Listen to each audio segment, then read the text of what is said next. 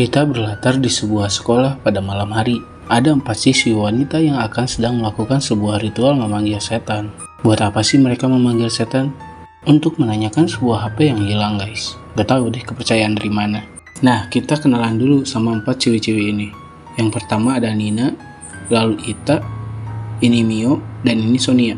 Jadi, sebelum ke ritual ini, mereka sudah mencari HP-nya secara manual, guys.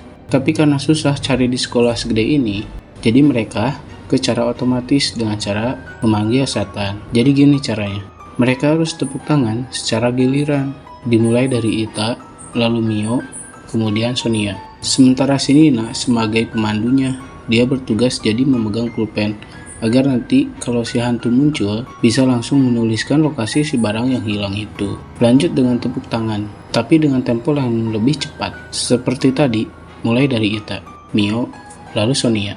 Tapi saat giliran Sonia, dia malah nggak tepuk tangan. Karena hal itu, si Nina jadi kesal karena Sonia telah tepuk tangan. Dan karena hal itu juga, jadi ritualnya pasti gagal. Saat Nina menegur Sonia, ada sosok hantu wanita di pinggir Sonia, guys. Jir, serem lah. Lalu hantu itu ikut tepuk tangan. Dan dar! Barang-barang ritual pun seketika berantakan di lantai. Karena lilin ritual mati, Nina langsung menyalakan ponselnya. Dan ternyata si Sonia menghilang, guys. Jer, dibawa kemana dia? Nina pikir, sepertinya Sonia sudah kabur duluan.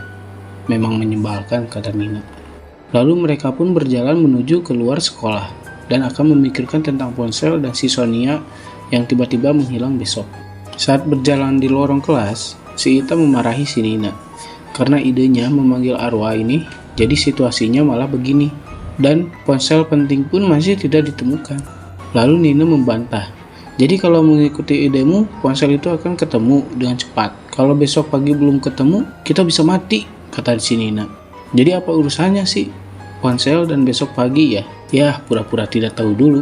Lanjut di saat saling salah itu, orang paling belakang berjalan yaitu si Mio mendapati roknya ada yang narik. Lalu dia bilang ke teman-temannya yang ada di depan kalau roknya ada yang narik. Tapi kan di belakang gak ada orang lagi. Lalu siapa dong yang narik? Ayo. Dan ketika Nina mau melanjutkan jalannya, lagi dan lagi, roknya si Mio kembali ditarik. Karena hal itu, si Nina jadi marah-marah karena kesal. Dan saat Nina dan Ita melihat ke belakang, si Mio sudah tidak ada. Tetapi ada muka cewek di balik tembok itu. Jereta mah hantu bagoy.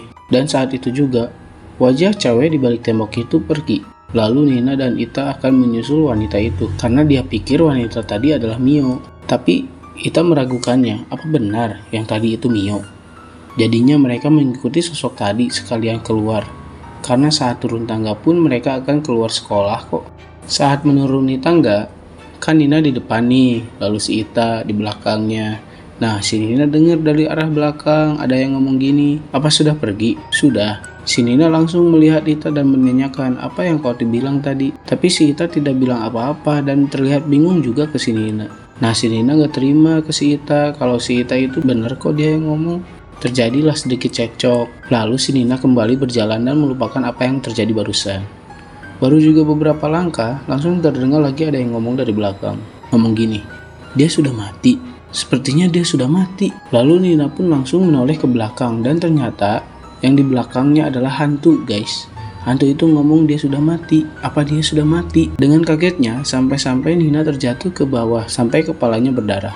Saat ia bangun dan kembali melihat ke atas tempat hantu itu muncul, ternyata hantu itu sudah menghilang. Dia pun langsung berdiri dan mengingat kejadian tadi siang. Ternyata apa yang telah terjadi dengan mereka berempat lakukan adalah membuli seorang siswi lain karena telah berani mendekati pacar dari si Nina. Makanya siswi ini dihajar habis-habisan sama mereka berempat. Kita panggil saja siswi yang dibully ini adalah Siti. Si Siti sudah memohon untuk berhenti menamparnya ke si Sonia. Tapi Sonia malah terus menamparinya.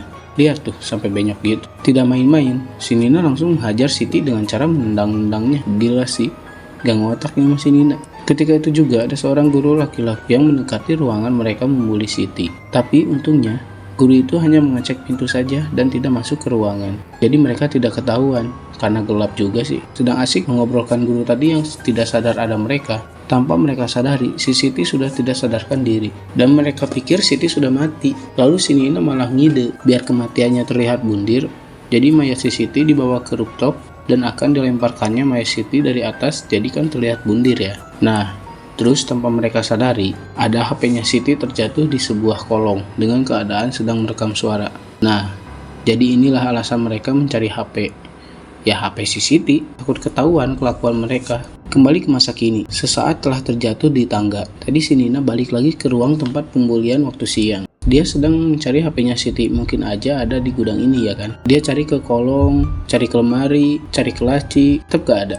Dan tiba-tiba ada suara getar dari HP. Nina pikir itu adalah HP Siti. Akhirnya Nina menemukan HP itu. Dan tebak suara itu berasal dari mana?